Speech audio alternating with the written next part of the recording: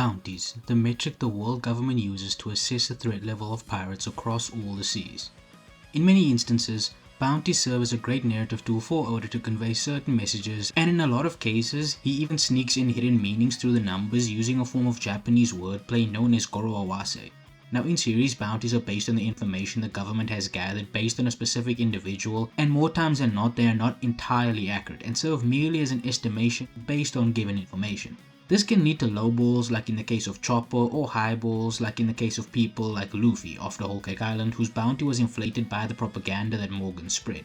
Sanji is an example of the former case, as his bounty is undervalued since many of Sanji's exploits are not done in the limelight, and therefore his bounty is based merely on his known combat encounters and affiliation with the Straw Hats. It is due to this that I decided to make this video, discussing what I think Sanji's true bounty would be if the government actually knew about everything he did island to island. Real quick before we continue the video, if you like anime and manga analysis content, be sure to like and subscribe, really helps the channel. Without further ado, let's get into it. So before I can start assigning values, I need to set some ground rules. The first thing I'm going to do is only update Sanji's bounty whenever the other bounties get updates. So we'll get his first bounty at the end of the East Blue, then again at the end of Alabasta, then in his lobby, etc, etc. The next thing I'm going to do is assume the other Straw Hats bounties remain the same. This is just for the sake of simplicity and also as a point of reference for certain things, like for example, Sanji's bounty can never be worth more than Luffy's. If you would like me to make videos on the other Straw Hats' true bounties, since honestly none of them are valued correctly aside from maybe Jinbei, let me know in the comments and I definitely will. Following the same train of thought, we're also going to assume the story plays out exactly the same. Obviously changing any Straw Hats bounty is bound to cause changes in the story, especially for Sanji, but for the sake of this video, we're going to ignore those. I'll also be looking at this as if the government has the information on all these events, but without all the context. So for example, if we know Sanji lost a fight because he was injured or holding back for whatever reason, from the government's perspective, all they know is that he lost, and that's how I'll be treating it. Essentially, we'll be assessing his bounty based solely on the merits or demerits of his actions, regardless of why those actions happened. Lastly, we're going to assume that they only kept tabs on him since Baratie, so the Germa stuff will only come to light when it becomes relevant in the story. Okay, now that we sorted that out, let's get into the East Blue. So upon Sanji's very introduction, he off-screens Marine Lieutenant Fullbody. Lieutenants are like midway through the Marine hierarchy, so this is definitely something notable. Sanji doesn't really do anything else super noteworthy after this during Baratie though. During Arlong Park, however, Sanji does pretty easily take down Kurobi, who's worth 9 million berries. Given Sanji's clear superiority over an enemy worth 9 million, as well as him showing he has no hesitancy to attack marine entities, I think Sanji will be worth 11 million. The reason I think Sanji will be worth this amount is because he lost to Gin, who is worth 12 mil, so putting him on or above that level doesn't feel right. Yes, I am aware there was a lot of context as to why Sanji lost. He literally was so injured going into the fight he couldn't handle the recoil from his own attacks, but from the government's perspective, Sanji should still be inferior to him, albeit slightly. Entering the Grand Line, Sanji doesn't do much of anything at Reverse Mountain or Whiskey Peak. On Little Garden, he does trick Crocodile though and take out 2 Baroque Works agents, as well as secure the route the Straw Hats take in order to beat the Warlord. Now I doubt beating the 2 animals and getting the Eternal Pose would contribute much, if anything, to his bounty, but tricking Crocodile is noteworthy, because intelligence and strategic brilliance can contribute to threat level, as seen with Kuro's epithet, which is Kuro of 100 plans, and one of the contributing factors of Luffy being crowned as the 5th Emperor of the Sea being him allegedly outplaying Big Mom and leading the Fire Tank and Sun Pirates. So Sanji's tactical moments are all gonna be noteworthy, depending on what they accomplished of course. On Drum Island, Sanji again doesn't do anything bounty increase worthy since he cracked his spine on the way up the mountain, so Kuria forbids him from fighting. Alabasta though is where things change for the better. So starting off, Sanji once again tricks Crocodile and ends up saving his crew as well as beating Mr. 3, and later on Sanji also obviously defeats Mr. 2. Now Mr. 3 and Mr. 2 are worth 24 and 32 million berries respectively, and when you add on the fact that Sanji completely humiliated a Warlord of the Sea which led to his captain defeating that Warlord, I think this would lead to a substantial bounty increase, giving Sanji a bounty of 50 million berries. At this point, Sanji has shown that he is not only a physical powerhouse worth worrying about, but a tactical threat as well, given his strategic prowess. A Warlord going down reflects horribly on the world government, and Sanji played a massive role in that, so I think his bounty would reflect that. After that, Sky Island happens, and honestly I don't see why the government would care at all about what happens there, so I doubt Sanji's bounty would increase. The people on Sky Island are unknown entity to the world government, so Sanji doing anything doesn't substantially help his case. If anything, it would just serve as a reinforcement of his current bounty. The only person I can see the government deeming as a threat on site is Enel, but Sanji loses to Enel twice, so obviously his bounty won't increase based on that, and Sanji sabotaging the Arc Maxim again means nothing to the world government. On Long Ring Longland, nothing noteworthy happens. Yeah, they go up against Aokiji, but they all get fodderized, so not like you can take anything positive from this. Honestly, the only person who actually can be considered to have a good performance against Aokiji, and I'm putting massive air quotes on the word good, is Usopp, since he sort of blitzed Aokiji and saved Robin's life. Obviously, this is supposed to be a gag, but it's not like anyone else was performing this well. Now moving on to Water 7, where Sanji once again proves why he's a wing of the future king of the pirates. The first notable thing that Sanji does is his infiltration on the sea train. This is an insane feat. The train cars comprise of Cypher Pole representatives from CP7, 6, and 9. A navy captain and enough soldiers to be considered possible military might. Despite this, Sanji infiltrated it and completely embarrassed every agent on the sea train, with the only ones capable of putting a stop to him being the main force of CP9. And even then, Sanji almost knocked out Bruno with a single kick through Bruno's iron body. And if the fight once stopped due to Robin's interference, Sanji would have put up a great performance. But it was stopped, so for now I'm going to disregard this interaction, as for the most part I don't think a novice would pick up on what Sanji did to Bruno here based on one interaction. This means that coming off the sea train, the positive things we have for Sanji would be him completely dismantling possible military might through power and espionage.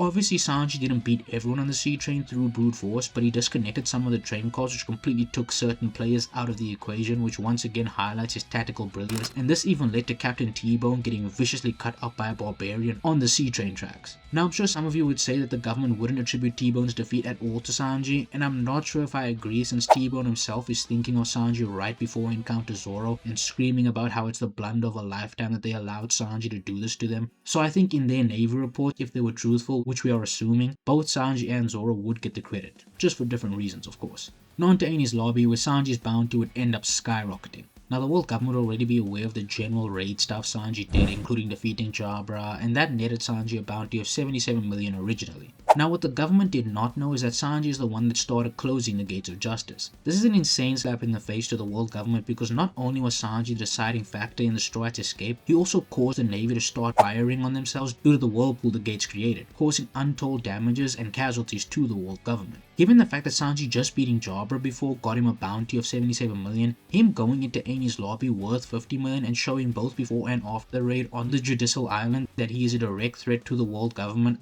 I think that would net him a 122 million berry bounty increase, making Sanji worth 177 million at the end of Enies Lobby. Exactly 100 million more than his original bounty. Now I know some of you may think this is a crazy jump, but Sanji has caused insane havoc for the world government at this point, and you also don't have to be directly responsible for damages to get a bounty increase. Usopp literally got 200 million put in his head because he freed everyone on Dressrosa, so I think giving Sanji a bounty in the high 100 millions is very fair after he has shown to be a direct threat to the world government on every level. Sanji at this point has attacked their officers on lunch breaks, sabotaged their warlords, and now completely dismantled not only multiple Cypher Pole agents but an entire Buster Corps. He is clearly a very notable threat at this point, since not only can he not be handled by the average soldier, but the worst thing you can do is underestimate him and let him out of your sight, so the world government would definitely want to put eyes on him. Moving on to Thriller Bark, as we all know, the government kept this incident under wraps, but assuming they still do but just keep this info on hand for Sanji's next evaluation, I don't see him getting any massive increases for this. Honestly, I'd say the only people with stand-up performances this arc are for sure Luffy and maybe Zoro, since he beat Ryoma, but then again, nothing also happened. As for all the Straw Hats, I think they would all just get flat participation fees added on if this were to be taken into consideration for their next evaluation. Sabaody is a similar situation. Obviously, the Straw Hats were all associated in the whole Sabaody incident and were all involved in taking down PX4, the Pacifista, but immediately following this, the Straw Hats were completely annihilated, so I don't think anything even semi-accomplished on Sabaody would help any of the Straw Hats. Of course, Luffy did get a bounty increase after this, but that's because he broke into and out of Impel Down and caused major problems during the war. For Sanji, I think the world government would just hold him at 177 million for now, especially since the status of all the Straw Hats even being alive is in question at this point.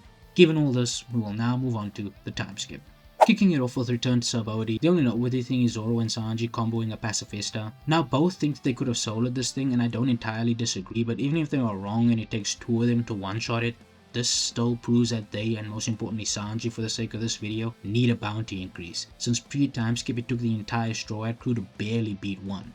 Going into Fishman Island, I don't think anything Sanji does here will warrant the government thinking he needs a bigger evaluation. I also think that all his combat escapades on Fishman Island will simply reaffirm that what he did to that pacifista was not a fluke. Punk Hazard and Dressrosa would serve the purpose of essentially nailing down Sanji's bounty, as during Punk Hazard his most notable feat is clashing with Vice Admiral Virgo. Now of course we as the audience know that Sanji thinks he was on the back foot, but from a bystander's point of view, all they see is that Sanji is capable of somewhat competing on that level, especially since the fight was inconclusive. On Dressrosa, Sanji's most notable thing is that he clashed with Doflamingo, and by Doflamingo's own admission, Sanji is considered tough. Now this does imply that in the eyes of a warlord that pushed Luffy and Law to their limits, Sanji is tough, and this would definitely warrant a bounty increase. So with all this information laid out, I think Sanji's bounty will end up being 377 million berries after Dressrosa. My reason for this is I think he would get a 100 million berry bump after seeing his exploits against a pacifista and a vice admiral. Then his performance on Dressrosa would net him a 50 million increase bare minimum, since that's the bare minimum all the Straw Hats got for Dressrosa. The last 50 million I believe would come from Judge. Reiju said that Judge bumped up Sanji's bounty, and although we have no way to concretely say how much Judge added, we can make an educated guess. Firstly, all the Straw Hats who left Dressrosa early, besides Chopper, simply got 50 mil tacked onto what they had pre-Dressrosa, with Sanji being the only one to get 100 mil added instead. This tells me that Judge is the one who added that extra 50 mil, so that's what I'll be tacking on as well. I do think 377 mil is very fair, especially given the fact that Sentomaru was convinced a pacifista could handle the 400 million berry Luffy until he learned Luffy had Haki. The only reason I'm being conservative is because the government saw what Zoro did on Dressrosa and still decided that he was only worth 200 million more than pre-time skip. So I decided to make Sanji's bounty increase worth 50 million less than Zoro's organically, with Judge bumping it up to match that 200 million increase that Zoro got. I feel like that fits the whole rivalry thing and also goes into Sanji gaining status from Germa, which he doesn't want. On Whole Cake Island, Sanji mainly plays a support role.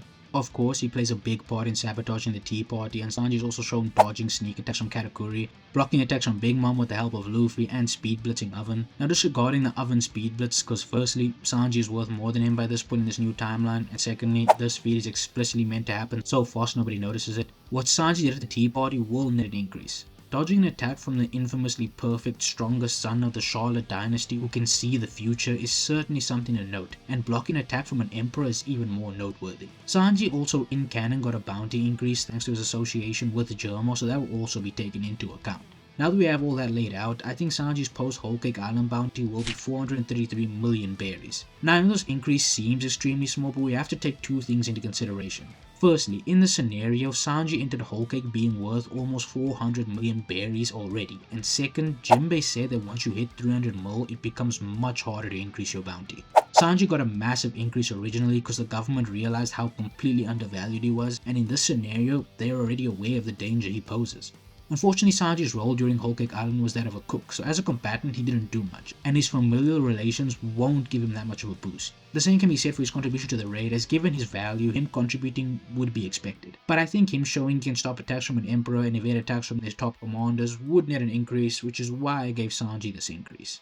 Now Wano is where Sanji obviously is subject to a massive increase. Now Act 1 and 2 don't really have anything notable for Sanji. Yes, I know he does have a few skirmishes like with Page 1, but Page 1 was worth less than him even in canon, being only 290 million berries, so I don't think this would mean anything. Now where things get interesting is the raid. Now of course Sanji starts the raid off poorly with him getting captured by Maria and all, but after this Sanji goes on a generational run. He starts off by mowing down beast pirates on his way to the performance floor while carrying Zoro, and once there Sanji takes on not one, not two, but three senior members of Yonko crews. These members namely being King, Queen, and Perospero. Now I know, some of you laughed when you heard me say Perospero, but Perospero is literally worth more than one of Big Mom's sweet commanders, since he's worth 700 million and Snack was worth 600 million. He's also Big Mom's first son, so obviously in terms of Yonko hierarchy and to the world government he is important, and Sanji literally shows up and completely no-divs him. Matter of fact, I don't even think there is a level of difficulty low enough to describe how easily Sanji dealt with him. The 700 million berry man was barely even a stage hazard to Sanji, and then after this Sanji goes on to fight Kaido's top two officers for an extended period of time, something that Marco the Phoenix was struggling to do. Then after Sanji goes toe to toe with both of them, Zoro wakes up and they end up splitting up King and Queen, and Sanji absolutely destroys Queen. Yeah, needless to say, Sanji is getting a massive buff from this. Now, in order to assess the increase Sanji gets from this, I'm going to use Whole Cake Island Luffy as a reference. Luffy got a 1 billion berry increase after Whole Cake, and one of the deciding factors for this was him beating 2 of Big Mom's commanders worth 800 million and a billion respectively. Sanji has just taken out a key figure in Big Mom's crew, held down Kaido's 2 top men, and then taken out one of them, and this clearly shows that he should be worth around as much as Marco in my opinion after Wano. But I don't think he should be quite there yet, since unlike Marco, who still has connections to other prominent pirates and pirate crews due to his time as a Whitebeard pirate, Sanji still serves under a captain. Given Sanji's whole 3 motif, I think an accurate bounty for him post Wano would be 1,333,000,000 berries. This places him right above Queen, but still below Marco and King, who had aspects about them other than strength that could make them more threatening, such as their mobility, capable of traversing islands by themselves and sinking entire ships at sea, including Yonko crews like Big Mom's, which they both did. And as of right now, that is Sanji's final bounty. We have yet to see the bounty repercussions following the Egghead incident and the events of Elbaf, so for now I believe Sanji's true, realistic bounty should be 1,333,000,000 berries. If you made it this far into the video, I just want to say thank you all so very much for watching. Let me know if you think my assessments of Sanji's bounties were correct or what you think they should be instead. And with that being said, I hope you all have a great rest of your day or night whenever you're watching this, and hope to see you all next time.